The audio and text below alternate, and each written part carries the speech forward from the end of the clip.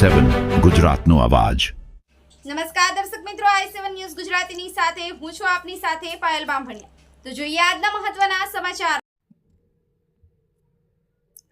બોરસદ તાલુકાના ખેડાસા રામપુર ગામમાં આવેલ શ્યામનામનો ઈંટ ભઠ્ઠો હાલ વિવાદના કેન્દ્રમાં આવ્યો છે।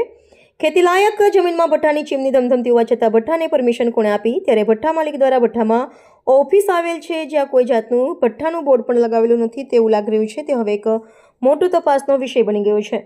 બીજી તરફ આ ઈંટ ભઠ્ઠામાં 18 વર્ષથી નાની ઉંમરના બાળકો પાસેથી બાળમજૂરી કરવામાં આવી રહી હોવાના ગંભીર આરોપો સામે આવ્યા છે, જેનું દ્રશ્ય વિડીયો સામે આવ્યો છે।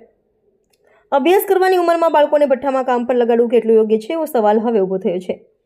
સરકાર દ્વારા બનાવેલા બાળમજૂરી પ્રતિબંધ કાયદા અને નિયમોને નેવે મૂકીને શ્યામ નામના ભઠ્ઠાના માલિક દ્વારા બાળકોને કામ કરાવવામાં આવી રહ્યું હોવાનો આરોપ છે, જે સરકારના કાયદા અને નિયમોની ખુલ્લેઆમ ઉલ્લંઘના દર્શાવે છે। રિપોર્ટર નરેન્દ્ર શર્મા।